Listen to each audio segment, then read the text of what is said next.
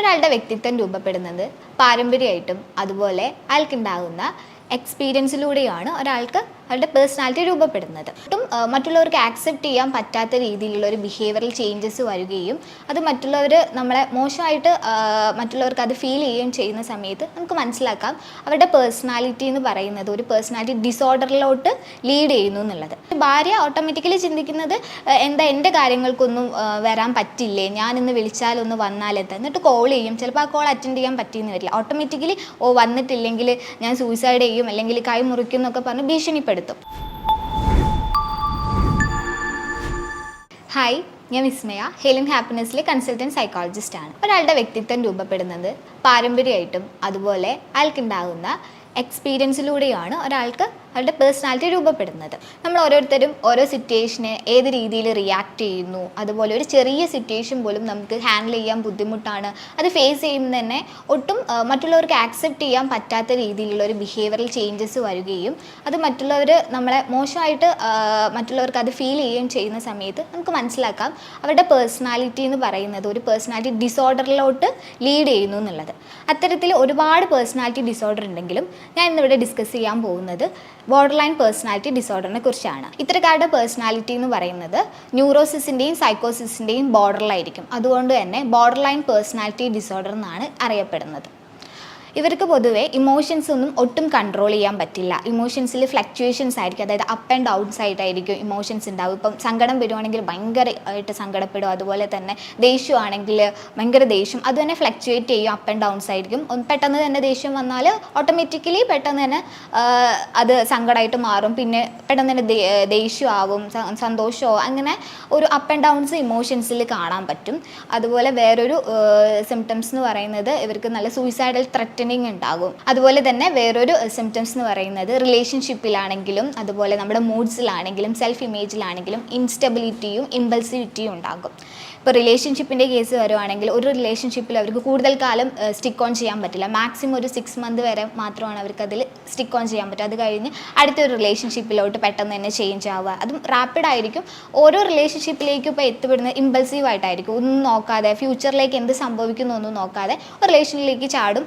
അതുപോലെ ഭയങ്കര ഇമ്പൾസീവിറ്റിയും ഇവരിൽ കാണുന്ന ഒരു മെയിൻ ഫീച്ചേഴ്സാണ്. ഇമ്പൾസീവായിട്ട് ഓരോ കാര്യം എടുത്തു ചാടി ഓരോ തീരുമാനങ്ങൾ എടുക്കും. കുറച്ച് കഴിയുമ്പോഴായിരിക്കും തെറ്റിപ്പോയി എന്നുള്ള തോന്നൽ വരിക. അപ്പം വേഗം ബാക്ക് ടു നോർമൽ, പഴയ സ്റ്റേറ്റ് എന്താണോ ഇമോഷണൽ സ്റ്റേറ്റ് അതിലോട്ട് മാറും. അതായത് ക്ലിനിക്കിൽ നമുക്കിവിടെ ഒരു കേസ് വന്നിട്ടുണ്ടായിരുന്നു. ആ കുട്ടി എന്ന് പറയുന്നത് ഒരു 25 ഇയേഴ്സ് ഉള്ള ലേഡിയായിരുന്നു.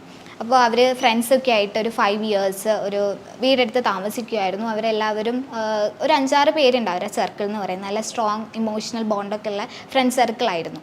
അതിൽ ഈ കുട്ടി പെട്ടെന്ന് അവരെല്ലാവരും കൂടി ഒരു പ്ലാൻ ഇട്ടു, നമുക്ക് ഒരു ട്രിപ്പ് പോകാമെന്നുള്ള കാര്യം. നോർമലി അവർ ഇടയ്ക്കിടെ വീക്കെൻഡ്സിലൊക്കെ പോവാറുള്ളതാണ്. പക്ഷേ അവരെല്ലാവരും ഡെയിലി പോകുന്നതിൽ നിന്ന് മാറി നമുക്ക് കുറച്ച് ദൂരെ എവിടേക്കെങ്കിലും പോകാമെന്ന് ഒരു പ്ലാൻ ഇട്ടു. ബാക്കി എല്ലാവരും അതിനെ സപ്പോർട്ട് ചെയ്തു നിന്നു. ആ സമയത്ത് ഈ കുട്ടിയും സപ്പോർട്ട് ചെയ്തു നിന്നു. പെട്ടെന്ന് ആ കുട്ടി പറഞ്ഞു വേണ്ട, നമുക്ക് പണ്ട് പോയ സ്ഥലത്തേക്ക് തന്നെ പോവാമെന്ന് പറഞ്ഞപ്പോൾ ബാക്കി എല്ലാവരും അതിന് എഗെയിൻസ്റ്റ് ആയിട്ട് നിന്നു. ആ സമയത്ത് ഈ കുട്ടി കരുതിയത് ബാക്കി എല്ലാവരും എന്നെ ഒറ്റപ്പെടുത്തി, റിജക്റ്റ് ചെയ്തു, എന്താ എല്ലാവരും പെട്ടെന്ന് തന്നെ അവോയ്ഡ് ചെയ്യുന്നത്, ഞാൻ പറഞ്ഞ കാര്യത്തിന് ആരും ഒരു വാല്യൂ തന്നില്ലല്ലോ എന്ന് കരുതിയിട്ട് ആ ഒരു സർക്കിളിന് പെട്ടെന്ന് ദേഷ്യപ്പെട്ടു. അവരോടെല്ലാം വഴക്കിട്ടിട്ട് ആ റൂമിൽ നിന്നൊക്കെ ഇറങ്ങി വീടൊക്കെ വിട്ട് എല്ലാം പാക്ക് ചെയ്ത് പോകാനായിട്ട് ഒരുങ്ങി. പെട്ടെന്ന് തന്നെ ആ കുട്ടി മാറി. സ്ലോലി അവർ പറഞ്ഞ കാര്യം എന്താണെന്ന് കുട്ടി മനസ്സിലാക്കാനായിട്ട് തുടങ്ങി. അവർ പറഞ്ഞത് ഇതുകൊണ്ടാവാം, കാരണം എപ്പോഴും നമ്മൾ പോകുന്ന സ്ഥലത്തേക്ക് വീണ്ടും പോകുമ്പോൾ ഒരു സുഖം ഉണ്ടാവില്ല. അതുകൊണ്ട് തന്നെ പുതിയതായിട്ട് നമുക്കൊരു സ്ഥലത്തോട്ട് പോവാം, എല്ലാവരുടെയും അഭിപ്രായം അതല്ലായിരുന്നു, അതുകൊണ്ടല്ലേ അവരങ്ങനെ പറഞ്ഞു എന്നാൽ കുട്ടി പെട്ടെന്ന് തന്നെ ചിന്തിച്ചു. അതായത് എന്തെങ്കിലും ഒരു എൻവയോൺമെൻറ്റിൽ ട്രിഗർ ഇടാത്ത സമയത്ത് കുട്ടിയുടെ ഇമോഷണൽ റെസ്പോൺസ് എന്ന് പറയുന്നത് ഇൻറ്റൻസ് ആയിരിക്കും. അവിടെ തന്നെ ഒരു ഫ്ലക്ച്വേറ്റഡ് ആയിട്ടുമായിരിക്കും ഇമോഷൻസ് എക്സ്പ്രസ് ചെയ്യുന്നത്. അതായത് അപ്പ് ആൻഡ് ഡൗൺസ് ഉണ്ടാകും. കുട്ടി ആദ്യം ദേഷ്യപ്പെട്ടു, ഭയങ്കരമായിട്ട് ഇൻറ്റൻസ് ആയിട്ട് ആ സിറ്റുവേഷനോട് ഇമോഷൻ ഹാൻഡിൽ ചെയ്തു. അത് കഴിഞ്ഞിട്ട് ബാക്ക് ടു നോർമൽ, സ്ലോലി പഴയ എന്താണ് ഇമോഷണൽ സ്റ്റേറ്റ് അതിലോട്ടും ആ കുട്ടി വന്നു. ഇതുപോലെയുള്ള ഇൻസ്റ്റബിലിറ്റി അതുപോലെ ഇമ്പൾസിവിറ്റി മെയിനാണ് ഈ ഒരു ബോർഡർ ലൈൻ പേഴ്സണാലിറ്റി ഡിസോർഡറുള്ള ആൾക്കാരിൽ നമ്മൾ കണ്ടുവരുന്നത്. അതുപോലെ അൺസ്റ്റേബിൾ ആയിരിക്കും എന്ന് പറഞ്ഞല്ലോ. റിലേഷൻഷിപ്പിൽ മാക്സിമം അവർക്ക് 6 മന്ത് വരെ ലാസ്റ്റ് ചെയ്യാനേ പറ്റുള്ളൂ. അതിൽ കൂടുതൽ അവരെ ഒരു റിലേഷൻഷിപ്പിലും സ്റ്റിക്ക് ഓൺ ചെയ്യാൻ പറ്റില്ല. ഒരു റിലേഷൻഷിപ്പ് കഴിഞ്ഞാൽ അതിലേക്ക് അത് കഴിഞ്ഞിട്ട് അടുത്തതിലേക്കൊക്കെ ഇങ്ങനെ മാറി മാറി പോകും. ഒരു ഡ്രാസ്റ്റിക് ആൻഡ് റാപ്പിഡ് ചേഞ്ച് ആയിരിക്കും അതിൽ കണ്ടുവരും. അതുപോലെ വേറൊരു ഫീച്ചേഴ്സ് എന്ന് പറഞ്ഞാൽ ഇവർക്ക് ഫിയർ ഓഫ് അബാൻഡൻമെൻറ്റ്, അതായത് ഒഴിവാക്കപ്പെടുമോ അല്ലെങ്കിൽ ഉപേക്ഷിക്കപ്പെടുമോ, ആരാലെങ്കിലും എന്നെ ഒഴിവാക്കപ്പെടുമോ എന്നുള്ളൊരു കാര്യത്തിൽ ഭയങ്കരമായിട്ട് പേടിയുണ്ടാവും.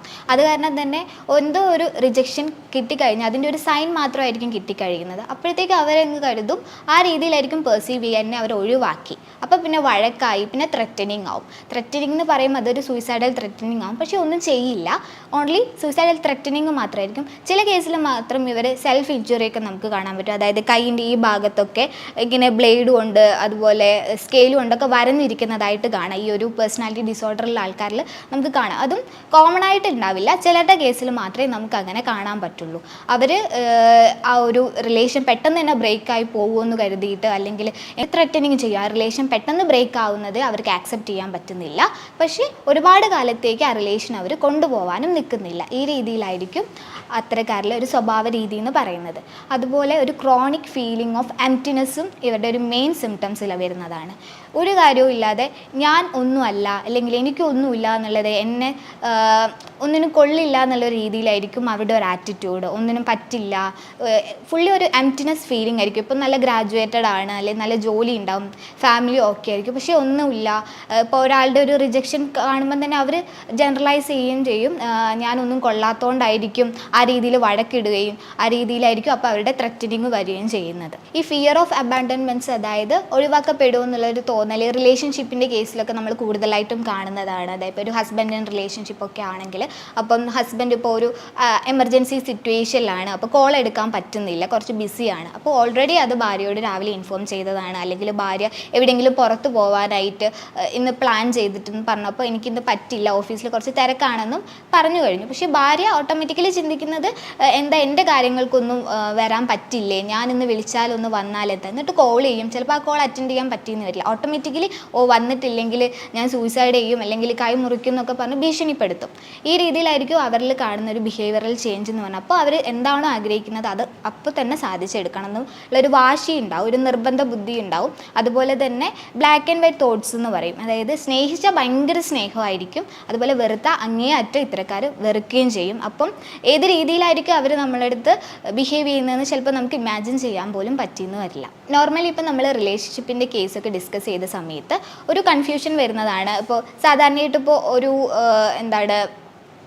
നോർമലി ഇപ്പോൾ നമ്മൾ റിലേഷൻഷിപ്പിൻ്റെ കേസൊക്കെ ഡിസ്കസ് ചെയ്ത സമയത്ത് എല്ലാവർക്കും ഒരു കൺഫ്യൂഷൻ വരും. ഇപ്പോൾ 2 ദിവസം 3 ദിവസമൊക്കെ മിണ്ടാതിരുന്നാൽ, അല്ലെങ്കിൽ ഒരു കോണ്ടാക്റ്റും ഇല്ല, ഒരു വഴിക്കും കോണ്ടാക്ട് ചെയ്യാനൊന്നും പറ്റുന്നില്ലെങ്കിൽ ചിലപ്പോൾ ഈ രീതിയിലൊക്കെ ത്രെറ്റനിങ്ങോ അല്ലെങ്കിൽ ദേഷ്യപ്പെടുന്നതും ഒക്കെ ഉണ്ടാകും. ഇമോഷൻസിൽ നല്ല ഫ്ലക്ച്വേഷനൊക്കെ കാണും. പക്ഷേ അതിൽ നിന്നൊക്കെ വ്യത്യസ്തമാക്കുന്നത് വെച്ചാൽ ഒരു കോൾ അറ്റൻഡ് ചെയ്തിട്ടില്ലെങ്കിലും മാത്രമായിരിക്കും ഈ രീതിയിൽ അവർ ബിഹേവ് ചെയ്യുന്നത്. ഈ ഒരു BPD പേഴ്സണാലിറ്റി എന്ന് പറയുമ്പോൾ അതിൽ അവർ ബിഹേവ് ചെയ്യുന്നത് ഒരു കോൾ അല്ലെങ്കിൽ ഒരു മെസ്സേജിന് റിപ്ലൈ തന്നിട്ടില്ല, അല്ലെങ്കിൽ ഇപ്പം ഞാൻ വിളിച്ചാൽ ആ ടൈമിൽ തന്നെ എത്തണം എന്നുള്ള ആ ഒരു ആറ്റിറ്റ്യൂഡായിരിക്കും അവർക്ക് ഉണ്ടാവുക.